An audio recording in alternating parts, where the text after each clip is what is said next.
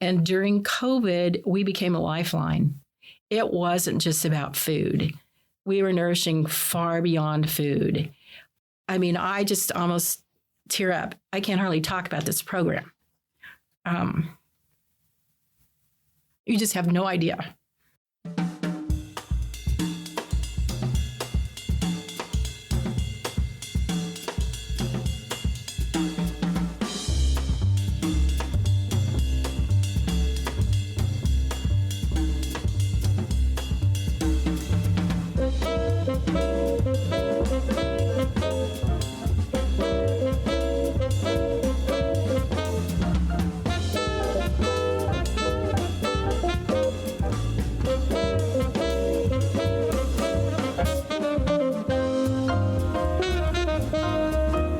Something to Chew On is a podcast devoted to the exploration and discussion of global food systems. It's produced by the Office of Research Development at Kansas State University. I'm Maureen Olevnik, Coordinator of Global Food Systems. I'd like to welcome back our host, Dr. Jim Stack, Professor of Plant Pathology and Director of the Great Plains Diagnostic Network here at K-State. There's so many needs when it comes to food, including the availability of food and its impact on health. How does one make a difference to meet these needs? The ability to identify needs and a passion for making a difference is what drives today's guest, Vickie James, coordinator of the Manhattan-Riley County Food and Farm Council. In this discussion, Vickie details the Food and Farm Council's work to increase knowledge, build partnerships, and provide solutions to the complex food system challenges in our local community. I'd like to welcome today Ms. Vickie James. Vickie joins us from the Manhattan-Riley County Food and Farm Council, among many other things in her background. And Vickie, could you start off by giving us a little bit of background about you, how you got interested in the area that you work in, and how you ended up in Manhattan? Well, thank you, Maureen, and thanks for the opportunity to be here. You know, that intro might be longer than the time we have to chat. This may be phase 1 and phase 2. I'm a Western Kansas gal. So married to my high school sweetheart, grew up on a 4th-generation family farm, as did my husband. So rural and agriculture and food were just part of who I was by birth. First generation to attend college. When I was in high school, I had a home ec teacher that recognized I not only liked cooking, but I was interested in all about everything about food. Nutrition and where food comes from and what happens if we waste food and all of those things. You have to appreciate this was in the 70s, right? So I don't mean 2017, I mean 1972, 3, 4, 5 in there. Long time ago. So anyways, she brought me to K-State for a visit, and I visited some of my most wonderful mentors to become Dr. Faith Roach, Aline Vaden, all sorts of other people that were great. So I knew that's what I wanted to do. So I'm kind of odd. I knew at age 15, I wanted to be a dietitian. I just didn't know what I wanted to do with that. So we'll leave out all of the gaps in the middle there. I did the traditional route of dietetics, and it was okay, but I didn't feel like I was making a difference. So what I ended up doing after many other things was being an entrepreneur. And I created my own nonprofit called Healthy Kids Challenge. And at our pinnacle time, we had 6 full-time dietitians. We lived all over the country. So talk about Zoom and all that. You got to understand, we didn't have all of that. So we did all of this telephone, email, which was a little archaic, or getting on a plane and going across the country. Healthy Kids Challenge was in business for 26 years. It was an offshoot of Cooking Like magazine, and our first sponsors were the Got Milk people. So I learned through trial and error lots of things about food systems, about networking, about communications, sponsorships, what makes the food system tick with the industry, with the food industry and what they wanted, all the way down to going in and working with hundreds of schools that had grants. And these were schools that might be on an Indian reservation. They might be in slum area of Chicago. So these are schools that pretty much had nothing. And most of the families were food insecure. So for me to come in and teach nutrition ed, they were more interested in if they have running water, safe water, do they have electricity? So all of that said, I became very passionate about systems change related to food and hunger, and how do you bring people together to really make something happen and not just give people food, but change so that we are going beyond that. My husband and I are diehard purple people, so it was a no-brainer to retire when he left the farm in Manhattan, Kansas. And our kids live in Kansas City. So we have 6 beautiful grandchildren, and we're much closer to them. I've been involved on campus for years on the alumni board, and Health and Human Sciences has the Dean's Advisory Council. I'm on my 4th dean that I've served under in that, and lots of other things, mentoring students. So when we came here in 2017, and I'd been assisting the Kansas Health Foundation with creating food and farm councils across the state, it seemed like, gee, how am I going to live here the rest of my life? This is now my home. I know this place like the back of my hand, and I'm guessing we need a food and farm council here too. So I began to knock on doors, put together a task force, and gosh, Maureen, now what, almost 5-6 years later, we have a city-county appointed Riley County, City of Manhattan Food and Farm Council. It has 15 members total, each serving different sectors of the food system. And I volunteer my time for the most part, occasionally a little snippet from a grant, but for the most part, I volunteer my time full-time to coordinate that because I believe in it so passionately. So that's where we are. Great. Thank you. Can you, since you headed down that path, you're right. We've been doing the Food and Farm Council here now for about 5 years. It's been very rewarding. I will say fun at times, challenging at times. Both. Yeah, both. Can you give us a bit of understanding on what is the Food and Farm Council? What is it? What is it there for? What does it do? I think at first we had to figure out who we were and what we do. I can remember that first year. I knew most of the people in the room, but I learned that most of the people in the room didn't know each other. So first of all, we had to build relationships, and I had to better understand. Even though, Maureen, you represented global food systems, I was like, what does that really mean related to the university and our community here locally and beyond? What would be the strength of supporting change in our food system related to that? So I think we did a lot of kind of digging deep to figure that out. And then what we came up with is, gosh, so we're going to have this council, we're going to represent all these parts of the food system. But over here sits the people doing transportation, and over here sits the social service agencies, and over here sits a pantry that seemed to be kind of broken with its model, and then all of these other things in between. So the discussion ended up being, well, isn't food the hub of all these things? And our restaurants and our growers? Isn't it all about food? So what we finally defined for ourselves, and we've not looked back, I don't think, you tell me if you think so, but I don't think we've looked back, that we're the network hub. What we do is connect the dots between all those different partners who are somehow related to the food system. They have to be for things to work. And often those partners and many others I didn't even name, there are glitches, there are hiccups, there are gaps. And we try to collectively partner to come up with creative solutions on a shoestring budget or less to do something that can be sustainable, to make it easier to have healthy, affordable, safe food here at home and local as much as possible.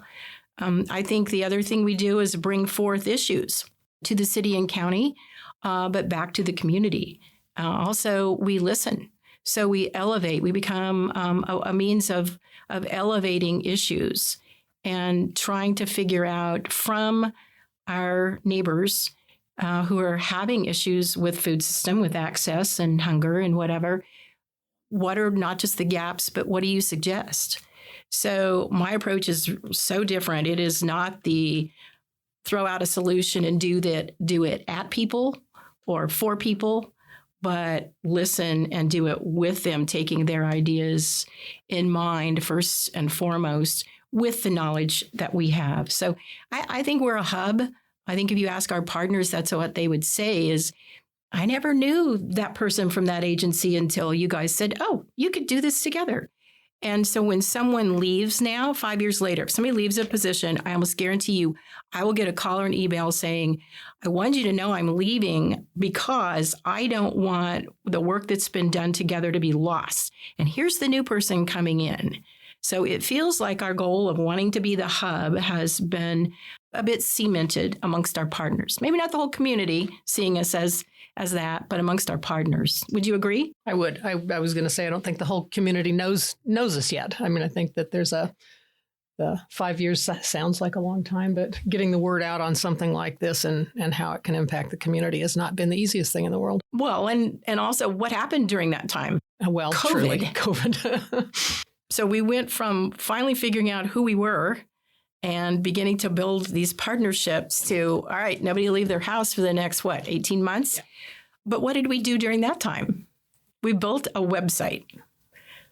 It was also in the forefront of our mind that people don't necessarily know where to get food.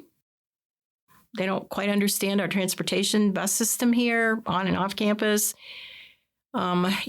Restaurants come and go. Growers during COVID, as you fully well know, Piccolo Farms had to kind of re-identify how do we connect with our consumer base. So we built a website that was really based on where do you find food resources in this community? Everything from emergency food, such as the blessing boxes or the emergency shelter, all the way to where can you purchase local and where's the farmer's market and how can you donate and volunteer your time and things like that. So I still can't believe that. I can't believe we all sat in our houses all that time and built out this really impactful website. The number one thing on that website that we still, if we don't keep it updated, I get calls on it.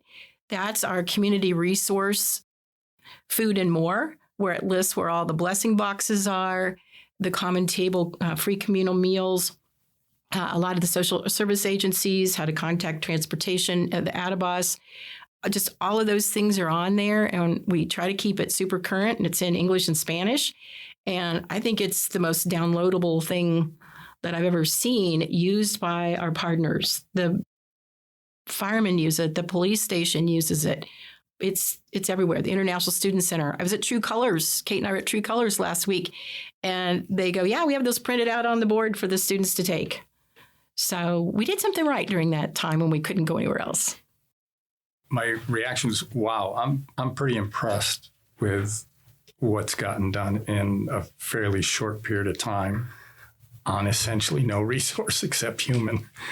So yeah, kudos. I did want to ask a couple questions about one of the things you said in that K-Man interview was that Riley County had the highest food insecurity in the state.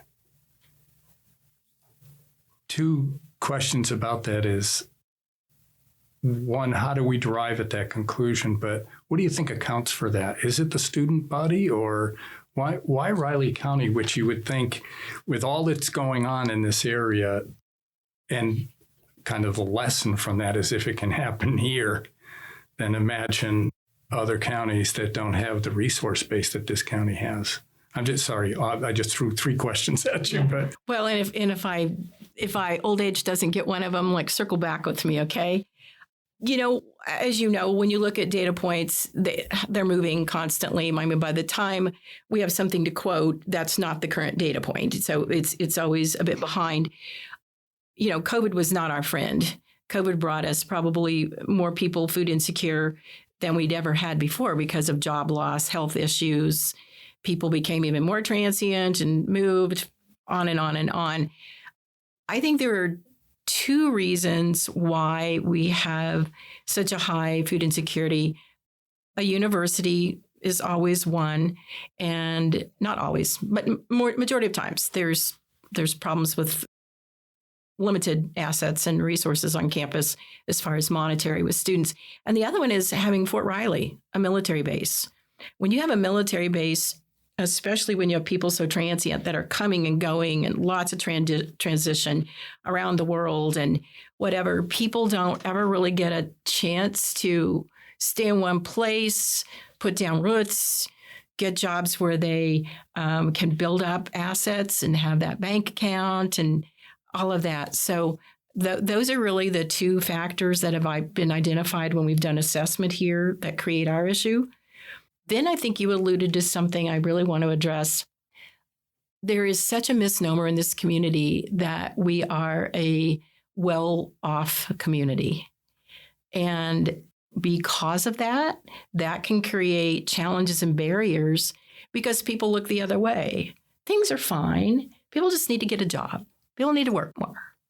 And so when you have that, then when you're standing in my shoes and you're having conversations with people living those challenges, you know that isn't quite an accurate perspective in the community. So to try to figure out how to shift things, make a real paradigm shift, if you will, and do things differently, that takes a really long time. And so thank you for your pat on the back about our 5 years. It took a lot of blood, sweat, and tears and human capital, definitely. But I do think we have a lot of buy-in from partners to begin to not just assess things differently, but actually do them differently. We need probably 5 more years to see a big transition here, but a healthy food system gives you more opportunity to have healthy people and a healthy community. And that gives you a healthy economy. So it all rolls together. There are as many different reasons why food insecurity continues. I mean, that's a whole nother podcast probably. But for here, it's more about we still have trouble in this community of defining food insecurity and hunger as just not having enough food. And that's really what has to change. It's not about not having enough food. I mean, we all donate, we as many people can donate money. There's all sorts of mobile distributions. There are government programs. There are means of getting food. The problem is more a lot of the challenges from how complicated it is with government assistance programs to apply and receive benefits to get support, taxation, wages not being what they probably should be for people to really have a household and have what they need on a daily basis, childcare and, all of those things. Lack of transportation. A lot of the people we're talking about don't have a car. Kate and I sat in focus groups last week and listened to people talk about, well, I can only go somewhere when the one car we have is free. And if it's not free here, then certain things don't get done. And one of them might be going to get food. So it's again, back to the Food Farm Council. It's not me. It's about a philosophy that we're trying to entrench in this community about looking at things differently from those that have wealth all the way down to those that are really in need and need assistance to get pulled up and be able to be more self-sufficient. Did I answer all 3 of your questions? You did. Okay. Not bad then. No. So one of the things I was impressed with was that app that you created. It sounds so simple. The Chow Match app? Yes. Is that what you're talking about? Yeah. What a brilliant concept to actually create the mechanism that facilitates that. To kind of follow on from your closing comments there a minute ago is, how do we take it that next step? I mean, so it sounds like a lot of resources have been identified to help deal with the need for food. Yes. How do we start to address the fact that so many people need that resource? It's not just availability of food. It's whether you can afford to access that food. How do we connect that next set of administrators, programs? What's the next step to start to address that basic need and why it's so large? Oh my gosh, there's a lot of things that are so interconnected. Maureen, help me. Don't let me forget them all either. One of them is treating people with equity versus treating people equal. Everybody in this room, I can give you all a bicycle, and the bicycles are identical, but Maureen's 8 inches taller than I am. So either her bike doesn't fit her or my bike doesn't fit me, right? But we were all equal because we all had a bike. Okay? Well, equity is about looking at circumstances and being able to ensure at a higher level that my needs can be met for what works for me. So if I only speak Spanish and every place that wants to help me with food and resources only speaks English, what do? I stay at home. I do with less. I make do, just on and on. So that's one tiny example. But it's about thinking differently. So as we have programs and projects and initiatives and our food pantries and our school systems and our government, everything we do, are we really thinking about diversity, equity, and inclusion and working alongside each other to figure this out? So I think we're starting to do that here, but you need your local government to support that. You've got to have all of your agencies and organizations believe in that. And that's one of the things actually that we're doing right now with our partners. We'll be having our summit in April. And one of the things on our 4 or 5 hours is to really talk about where is your agency or organization or business with DEI? What you roll out, where does that match up with diversity, equity, inclusion? So that we are going beyond that people need food and figuring out what else is needed to go with that. Wraparound services, that's not my term, but it's a term that is used a lot now with food insecurity. So if you give some people food, but they don't have a pot and pan to cook it in, then we still have a gap.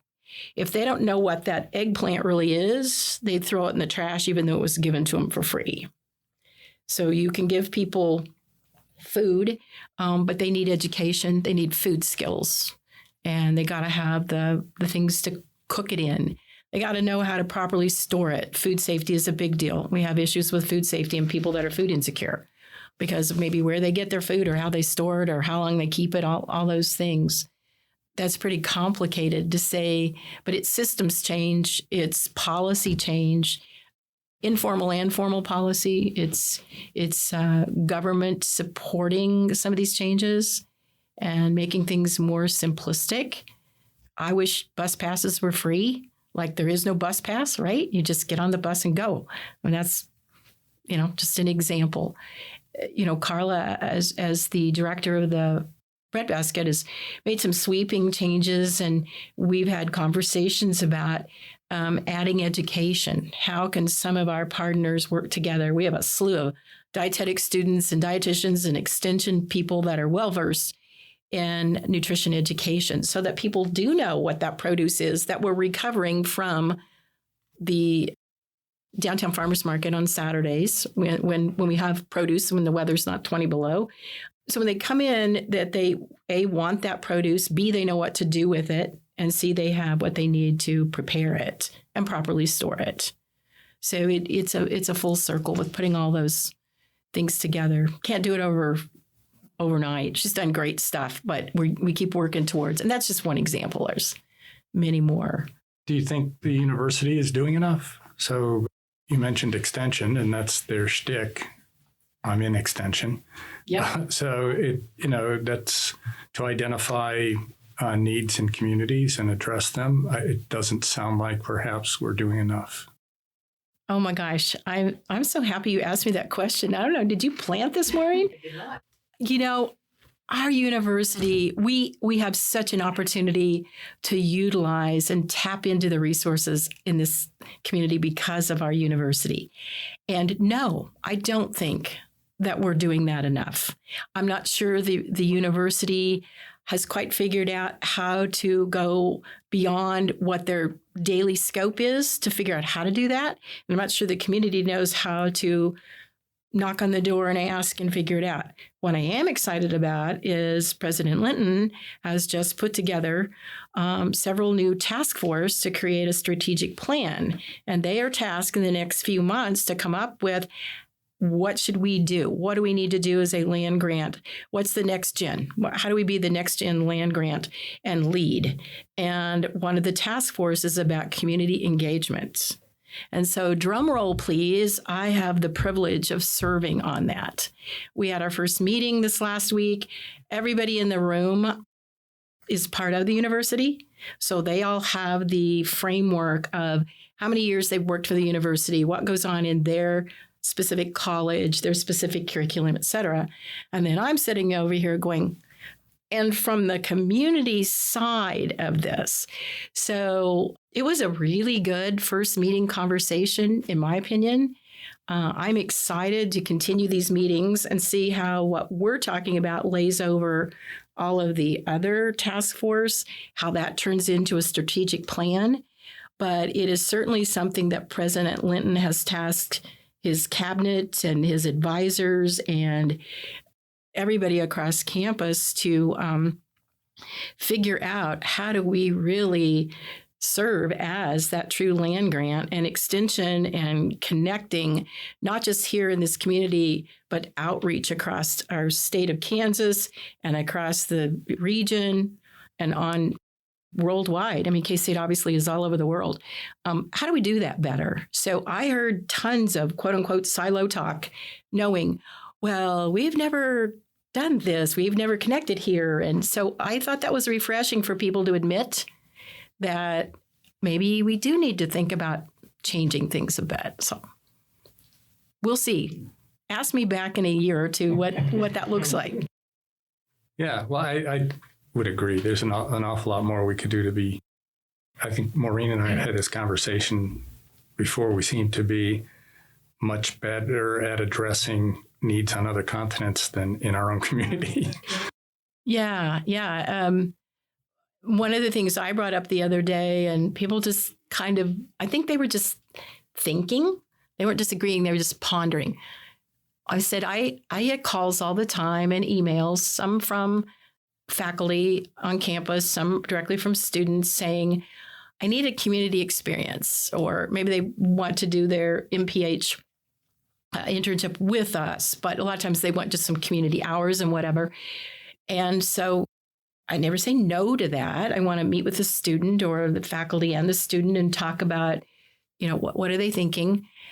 And what I shared with the group, though, is if it's about checking a box to meet a curriculum requirement, a class requirement, I push back from that and say, here is the issues related to food system, because that's why they would come to us in the community. And here are the needs. If you can work within that with us, let's go and do it, because not only is that going to be really impactful in helping what we need here to improve our food system and assist people, but it's going to give you real world experience that you can take anywhere globally and figure out how to adapt that for that situation. And honestly, sometimes it's frustrating because I'll have students say, no, I just wanted to do blah, blah, blah, but thank you for your time. And we part and we're okay.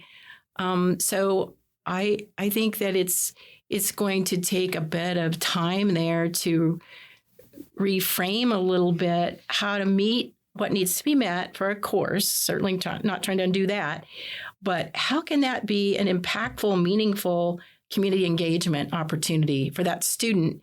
And so when that student leaves, we're like, oh my gosh, that was like amazing help that we got and support. And it moves us along when we're on a shoestring budget trying to change the world here in Manhattan, Kansas.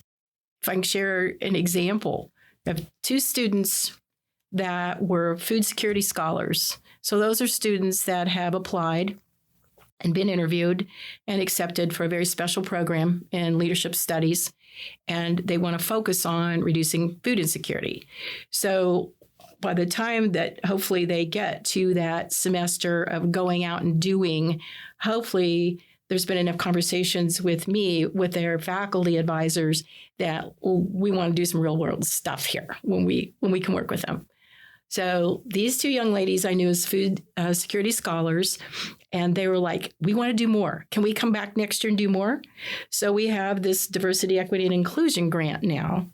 And what I needed was some help with facilitating focus groups with small 6-8 people in a group with what our grant refers to as populations of focus. Populations in our community that normally don't have a strong voice, don't get the opportunity to really be heard, certainly not an opportunity to lead change, and get left behind, and often are food insecure, just have all sorts of limitations and challenges. So we defined who we were going to talk to. What were some of those populations of focus? And these two students are facilitating those groups. One of them literally facilitates, the other one does the note taking, summarizes that, and then it's really, really rich data that we have now as we begin to go back to our partners and say, here's what we learned from this group, that group, this group. And so it helps us to build out programming. It helps us hopefully go city and county and say, hey, you know, that master food plan that was adopted, here's some actions we'd like to take forth. And it wasn't just the 15 of us that came up with this. Here's what the Hispanic population said. Here's what the teens with challenges at True Colors said. Here's what the Afghan resettlement households had to say. Senior citizens, international students. I mean, we're having a great time. So those two young ladies, I said, A, you can never graduate. B, if you do, will you please take a job here? And it's made my work so much easier because I get to coordinate and help them. So this week I asked them for quotes about this experience. And both of them, right, Kate, wrote amazing quotes. And they both spoke to, this was the most meaningful, impactful experience I've had since I've been at K-State. And it was that I now have different perspectives. I got to help lead this. I can't wait to see where it goes. And so it was like, warmed my heart that maybe we're on the right track. So I'd love to have more of that opportunity with the university. And maybe that's an experience I just need to share with more people on campus. Not that everything can look like a focus group. I get that.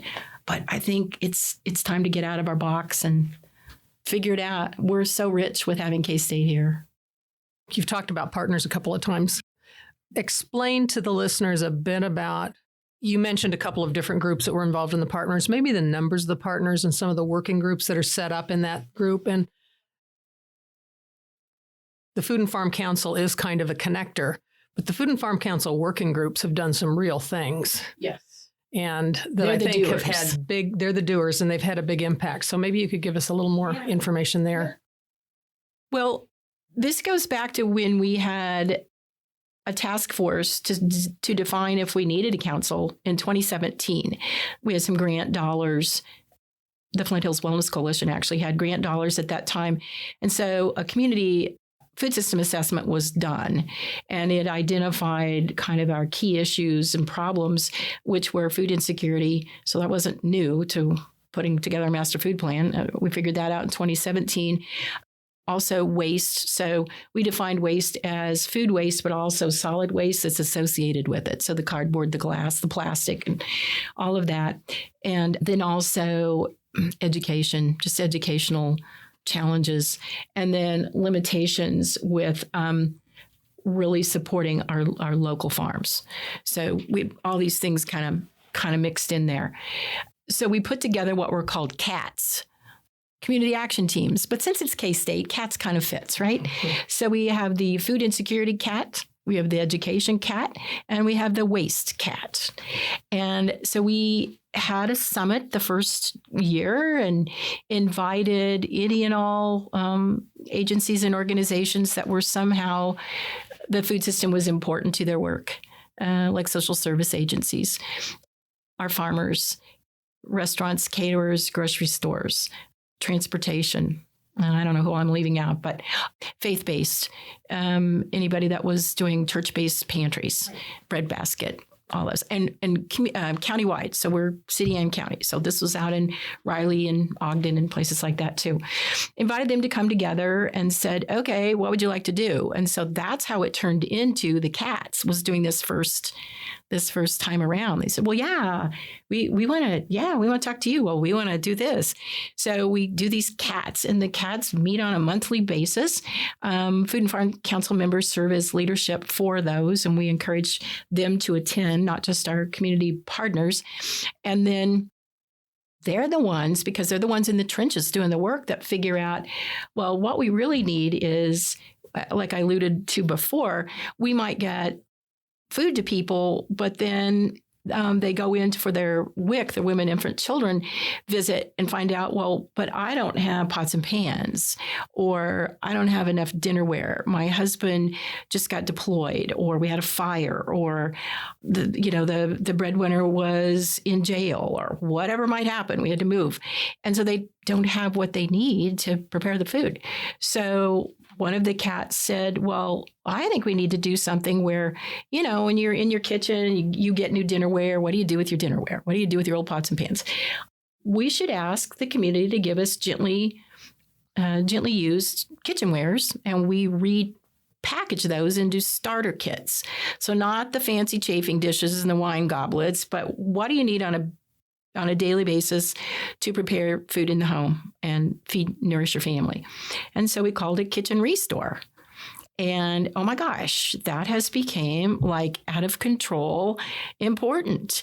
We have 13 agencies that fill out a little Qualtrics form and tell us, I got a mom and 2 kids under 4, or whatever it may be, and what hours that agency is open and can have us drop things off. And we're like the third party. So we never know the mom and 2 kids.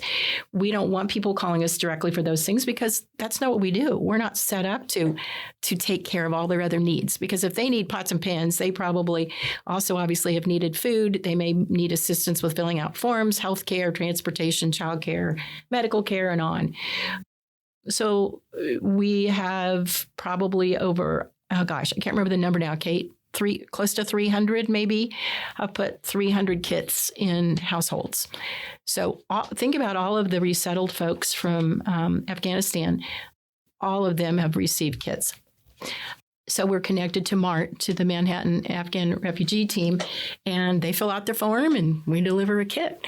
So we have probably about 12 to 15 volunteers in the community that get together twice a month and go through the things we've gotten and repackage those, or get rid of the ones that really are, the cookie sheet that my son used 12,000 times and it's seen its better days. It has to go on. Vickie doesn't let that go in the kit. So that's one program. You mentioned Chow Match. Chow Match is an app, so it wasn't our idea. It's a developed app.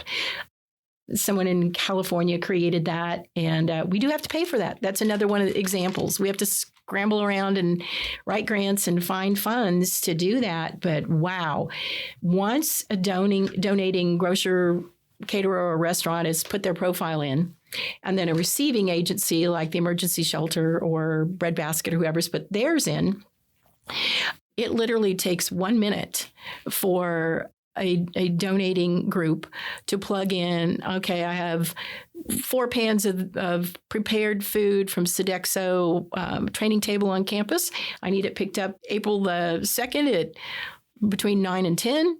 And they just go click, and it will immediately in 1 minute match who also could take that type of food, that amount of food, that time of day.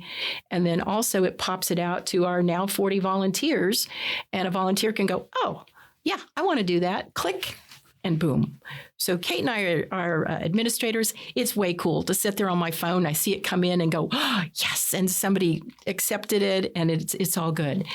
It has very little hiccup, very little. And I don't know the numbers. I should have looked before I came. We put together this little by the numbers, I don't know, several weeks ago, and we had collected over 9,000 pounds of food since starting late August. Now, part of that's because that was height of farmers market.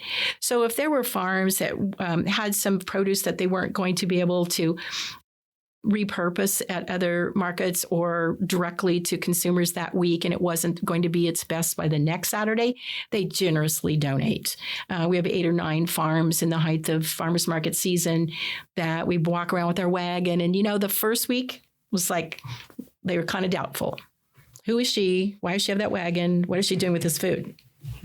And by the end of summer and into almost October, if it wasn't me that was picking up, if it was somebody else, they would say, "Where's Vickie? She hasn't been here for a while. When is she coming back?"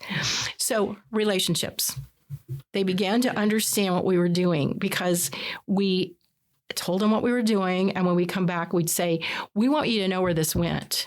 We want you to know that this went to Breadbasket. Then they shared it with Emergency Shelter and also with this group, that group, and whatever." So those are all things that came from those CAT groups. That came from the Food Insecurity CAT group. And I got to quickly talk about the most recent one, though, because of its complexity, but its importance. SNAP, Supplemental Nutrition Assistance Program, government program, used to be what we knew as food stamps. I don't know if I could sit down and fill out the form by myself. It's that complex and that lengthy. And so not only do we have high food insecurity rate here, our SNAP gap is also one of the largest in the state. So SNAP gap refers to the number of households that are eligible by income for that program, but are not signed up and getting benefits. So when we did our latest 2021 food system assessment to put together our master food plan, one of the things that came up was that, and that's right in our plan, that what we got to do is reduce the SNAP gap. So the Food Insecurity CAT sat down and said, "Okay, how are we going to do that?" So it wasn't, we can't do that. We do what we can do, and that's all we can do. That is not the way our partnerships work. So in April, if nothing goes wrong, so it's not publicly announced yet, but it is now, I guess, there will be 2 times a month that people that think they are eligible for SNAP and need assistance will be able to go to a public space and have volunteers help them fill out their forms and get those submitted. Whether that's going to decrease the time between when they apply and get their benefits, we have no control over that. That's really very government related. But the fact that if people will trust this, and it will be our partners that will be giving this information to people. So, if people are used to going to the Breadbasket or Shepherd's Crossing or Cat's Cupboard or wherever, they have a relationship. And so when they give them the flyer and says, "Hey, take this, and at the public library on this day and this time, there'll be people there to help you." That's our latest endeavor. So that's got some boldness to it. It's got some risk, but it's going beyond food. And part of that is education and helping people, because I think we will also begin to work on how can we also bring people possibly back to the library for teaching. So you might be waiting on filling out an application, but over here, Miss Kate's doing a little food demo, and she's going to show you 3 things to do with summer tomatoes or whatever it might be. So it's very innovative, and it goes all the way back to my entrepreneur days. Don't tell me I can't do it, because I'll find out a way. And I'm trying to help instill a little bit of that philosophy throughout our community. You talk a lot about the communications between the entities that are contributing to this larger effort. I have to admit, I'm a member of the community. I have no idea half of this is going on. Do you have an outreach component? You mentioned the Afghan community. Am I asking the wrong question? No, okay. it's absolutely right. It's a good question. Yeah, how do you do that? And I'm guessing there are other people that would be very much interested in helping, or other organizations that could add one piece to this larger puzzle. I don't have an idea for you. Right. I'm just realizing how complicated that must be. Yes, because we have no staff, no funded staff. And because pretty much everybody that's a member of our council or our cats, for the most part, work full time. So this has to be, well, it's a passion. And some people can work on these things through their their job placement that works for them. Some of them, it's a complete secondary volunteerism set aside when I have time. So you take all of that and the fact that I'm trying to coordinate these pieces technically as a volunteer, and the things you've heard me talk about are all new creations. So we create these things, we develop this, we get the tools, we get it in place, we get the systems going, and then whoop, here comes another one. So we are very weak, honestly, in communications related to the public. Social media, our website is really used to help people find food resources. It's not really out there to shout about us, really, honestly. We don't tell our story very well. You know, when I get asked to go in K-Man, I love to do that. And every time I do, it leads to something new because people go, I heard you on the radio and we want to talk about XYZ with you. So I know it's important, but we just are so limited in capacity. We don't do it very well. Maureen, can I talk about what we're doing now with what we're going to do? Yeah, absolutely. Okay. Related to that, I'm trying to step back at the same time as elevate the council to continue to do its good work and do more. And it's very evident from what the entire council and cats know. We have to have some staff for coordination. We absolutely have to. We need paper for printing, and we need ink, and we got to do that. You can only write so many grants. Grants are competitive. We can only get small grants, and they don't normally pay for staff. So we're actually kind of soft launching a capital campaign and going to ask the community to give back. If you believe in all these programs from blessing boxes to kitchen restore, if you like our website and if you like the SNAP Gap assistance program, the Kids Power Produce program is one of our most wonderful community programs we do in the summer, where our kids can come to the farmers market ages 4 to 12. They taste new fruits and vegetables, and they participate in nutrition education, and then they get 3 tokens, and those tokens are each worth $1. And so they have $3 to shop for fruits and vegetables at the farmer's market. And you know what that does? It changes households. We have parents tell us, wow, we've changed our eating. My kids now want to come to the market. We'd never been to the market. Now we must come every week because of them. Vendors tell us, we see households we've never seen before.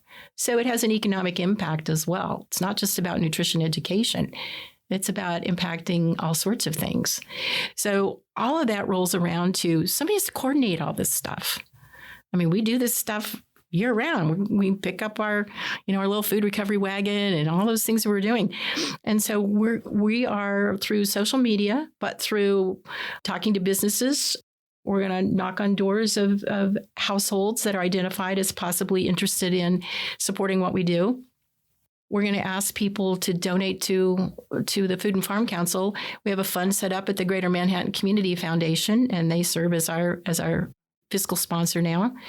And that's our goal. We have figured out to have somebody to part-time coordinate this with a little bit of staff assistance in the background, helping create tools and some of that communication stuff, and to meet some of the needs of all of those programs and more we didn't talk about today that we can't always get with grants.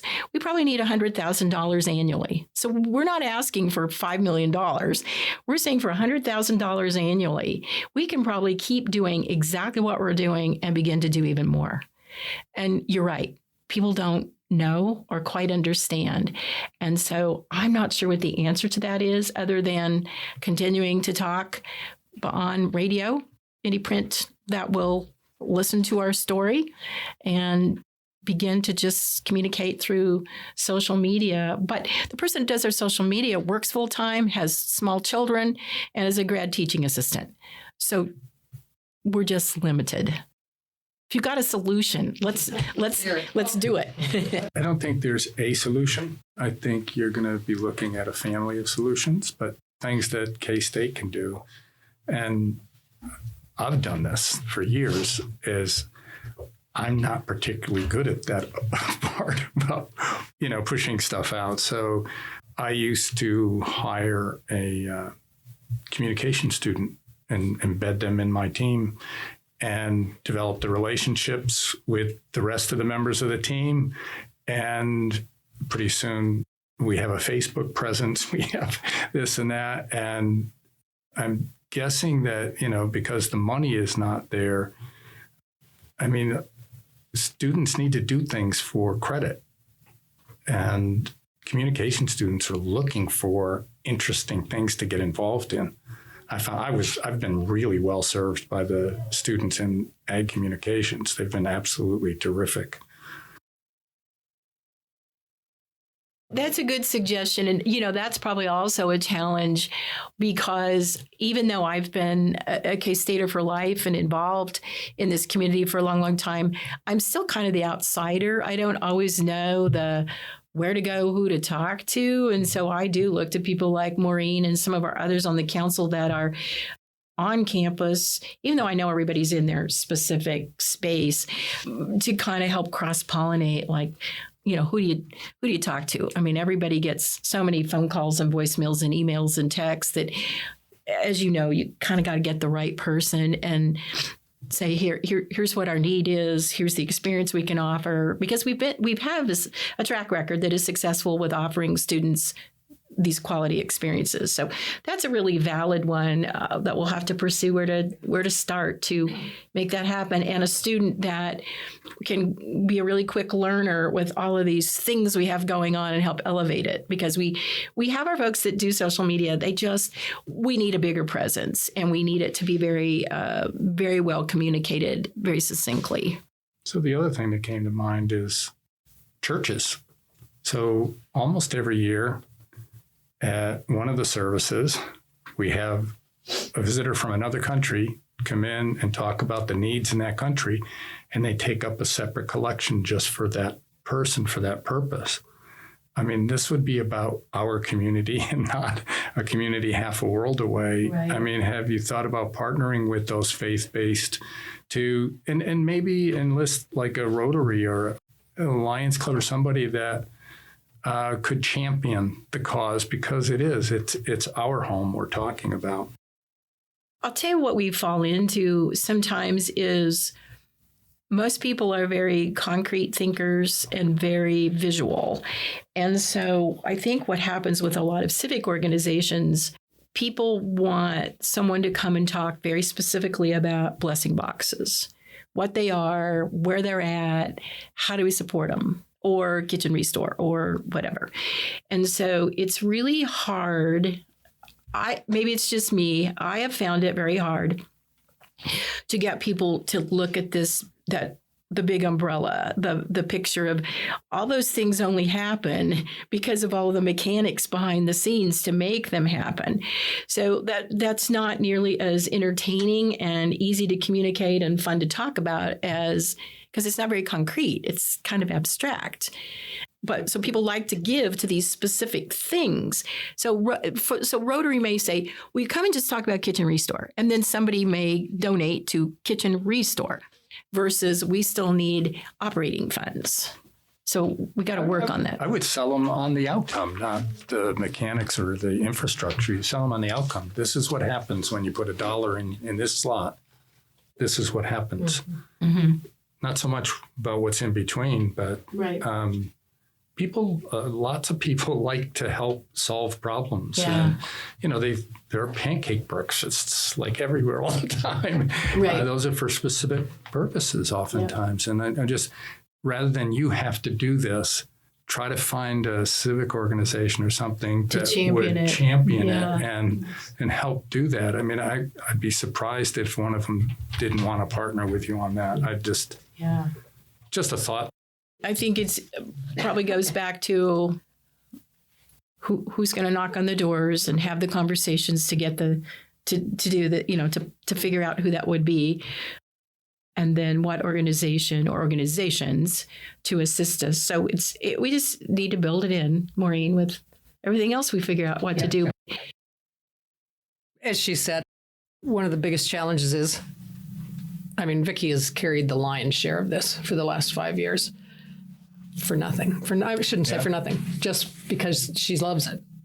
And the rest of us are all working and blah, blah, blah. And so that's our biggest challenge, is figuring out a way to get that working capital in place.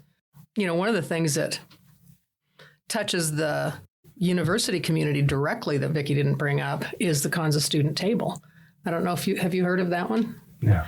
How many meals have we put out? I say we. How many meals have gone out on Kansa student table? Before Christmas, it was 50,000. I've never even heard of this. There are program. free meals that are given out every week over at the Catholic Student Center. It's in the parking lot that's just to the north of St. Isidore's Catholic Student Center. One of the needs that was identified way back when was that we have food insecurity on our campus. And so the Food and Farm Council tried to make sure students were well aware of where the common table meals sites were. And students still weren't coming. So we actually talked to a bunch of students that were going through Cat's Cupboard and said, do you know about Common Table? Well, either they didn't or they did know, but they didn't feel like it was their place. That's for the community, or those are for older people, or those are people that are really, really hungry. It just didn't resonate with them. Or they were students without cars and they're all different places and too far away. So then the next thought of the Food and Farm Council was, well, we need a place on or near campus. And so we put together a little task force. Some people that were university folks and community folks soon learned the university said, we'd like you to do this, but we're not going to take it on. So again, that didn't stop me. The need's still there, right? And so one day I'm driving down the street. I'm on Denison and I see the church there and I go, I think that parking lot looks like a good place. And we were just in this nasty part of COVID. So there was an even greater situation going on. You had students going to school online, isolated, couldn't do their norm. And we knew there were food needs. So I got connected to Father Gail Hammersmith, wonderful, wonderful guy. And he's like, yeah, we should do this. We should do this. I go, okay, can we do it like in 2 weeks? He's like, oh, you're an action woman. I said, yes, I am. Well, the need is now. The need was yesterday. And so we got this little task force and said, who's going to cater this? Where the money going to come from? Yada, yada, yada. Lots of good things came together, which that's a whole nother podcast, how that all happened, but totally on donations. So again, though, there was here's our need, whoop, and it happened. And so it started as a drive-through and walk-up, non-contact delivery, just like if you go through Chick-fil-A and, you know, they know what your order is, and then they have it in a little tub and they hand it into the window and the driver takes the food and off you go. And we sanitize the tubs. And at the time we were wearing gloves and masks and totally the safest thing you've ever seen. And the students came and they came and they came and they came back. And then we got to know their children and we got to know their dogs and their cats. The students came and they came and they came and they came back. And then we got to know their children and we got to know their dogs and their cats and the grandmothers. And we knew when they were graduating. We knew when they'd had a bad week. We knew when they had a flat tire and they didn't know where to get their car serviced. And during COVID, we became a lifeline. It wasn't just about food. We were nourishing far beyond food. I mean, I just almost tear up. I can't hardly talk about this program. You just have no idea. No idea. Actually, not okay during COVID. And, but, you know, when somebody drives through and says, their little boy's in the back and says, he has waited all week to talk to you, Vickie. And so roll down the window and he's like, I got my first tooth out. And so he's poking through his finger in his little space in his mouth and he's telling you all about this. And the cars are lined up but that's okay. I'm going to stand there and talk to that little guy. And I'm guessing he didn't have a grandma in town. So I kind of became the grandma to a lot of these. We have students from Nigeria when it's winter, and I look like the Michelin man out there. And I always wear purple. These are K-State students, so I always have on purple. So when these Nigerian fellas go through and they roll down their window, I go, don't you dare laugh, because yes, I'm cold, and I know you don't like it either. So then when they come through in the summer, they go, Vickie, look at us. And they're rocking and rolling their tank tops and their sunglasses. And when somebody comes through and says, I graduate on Saturday, we shout it out and all the cars honk. I mean, this is just the coolest thing. So people come and go. And yeah, it was 50,000 meals in December. And we still do it the same way. We have 2 drive-ups and a walk-up tent. A lot of students walk that don't have cars. They walk from Jardine. So it's like a mile one way. That food is all prepared on campus. Yes, it's all prepared at Housing and Dining. Yeah. It was done in Justin Hall, Lacey's Catering through Hospitality Management. Their class sizes got really small, and they didn't have the capacity to do it any longer. So kudos to Housing and Dining. The food is all prepared in Kramer. And then we have volunteers that actually package up the food and put it in our biodegradable boxes. So we're doing the right thing for the environment. And funny story about that. One night it's pouring rain. We had a few boxes left, and Father Gale says, I bet if I take those over to the church, some students will use them out the next day. And I go, well, Father Gale, we got to take them over in the plastic crate. No, he said, I'll just carry them. And I go, no, you can't. Those are biodegradable, and those boxes are not going to make it from here to the church. No, I can. So he starts off, and he gets about 10 feet from where we were, and the first box goes whoop right out on the ground. So then he's like, I guess I should listen to you dietitian-y people, shouldn't I? I'm like, yeah, maybe. So, just it's a great thing. So yeah, I mean, I could talk about every one of our programs at that level. It's impactful. And do we think we're getting rid of food insecurity with those kids one night a week? No, we don't. I mean, we know that. A recent quote, this is a cool one, because we always ask students, what does this program mean to you? And one fellow, this is about 2 or 3 weeks ago, he said, well, you make me feel better on Tuesday, Wednesday, Thursday. So Dr. Kelly Whitehair, who is kind of my partner in crime with this program, Kelly and I go, well, explain that. He goes, well, on Tuesday, I'm excited about fixing food because I know the next day I'm not going to have to. And on Wednesday, I know I get to come here and I get a brown bag breakfast for the next day, and I get a hot meal, which is served cold, though, so they can go home and microwave it or heat it up when they want. So I know I'm going to have food for that night to take care of me, sustain me. I can go home and study. I can sleep well. And so I said, well, then what about Thursday? And he goes, well, I've got that breakfast that next morning.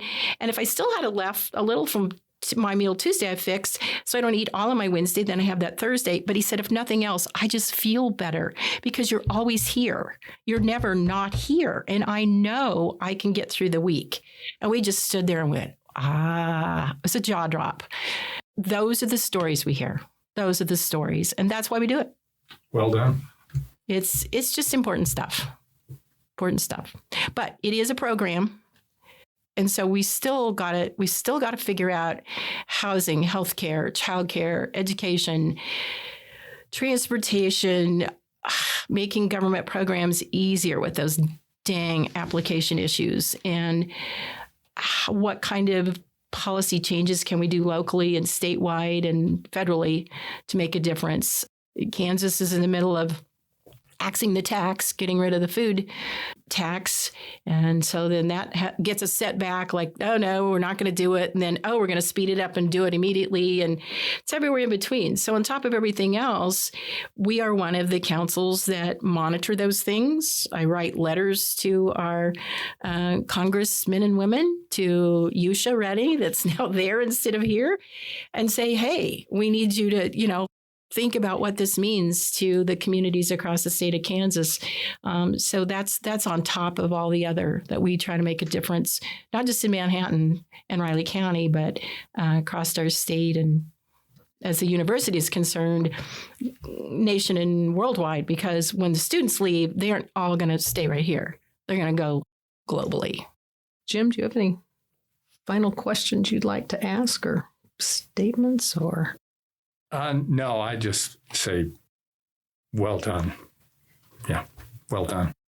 Well, for people so thank you for that. And thank you, Maureen, for all the time you've given on this council. I also don't want certain council members to ever leave. I don't want them to have terms for life. How about that? But, whoever hears this, reach out. And you can reach us at Riley County Food and Farm Council at gmail.com, or you can check in with Maureen. But ask questions, challenge us, offer to get involved. How can we help the community connect with us more and help us financially? If an individual that's hearing this can't do that, I bet you know someone that can. And again, we're not asking for millions. A $100 bill gives 20 meals to K-State students, for example. So that's one of the things, but you heard me talk about it, and I didn't get through all of the programming. So but $150,000 is definitely achievable, but we do need people to help us tell our story, give us opportunities to tell it, and get other people involved. Our website is nourishtogether.org. So that's a good place for people to go to just get a flavor of who we are and what we do and why we matter, is nourishtogether.org. Well, I want to thank you so much, Vickie, for coming in. I think most of these podcasts have focused in on research being done on campus and that type of thing, which is wonderful. And I think hopefully has added value to the other researchers on campus. But this starts giving people a little bit of a flavor of what's going on around us. And I think that's equally important to understanding the food system and where it is today and where we potentially could take it. So thank you. I think especially since the university is undertaking this time to pause and reflect and retool with, next gen, what does our land-grant university look like? And what do we want to do to be out in front, recruitment and retention of the best and the brightest, and how do we make a difference in all the fields that we can everywhere? And, we all got to eat. So food is at a hub of that. It can't be left out. I think that's what we figured out with the council in the very beginning, was that the partnerships were really important because we all have that as a core basic need. And so when we focus on that, it's something that we can all connect on and try to move forward to make things, make this one of the best places that you can have to live, to visit, and to continue to support. Thanks for having me. Yeah, thank you. If you have any questions or comments you would like to share, check out our website at ksu.edu/research/global food and drop us an email. Our music was adapted from Wayne Gowen's album, Chronicles of Carmela. Special thanks to him for providing that to us. Something to Chew On is produced by the Office of Research Development at Kansas State University.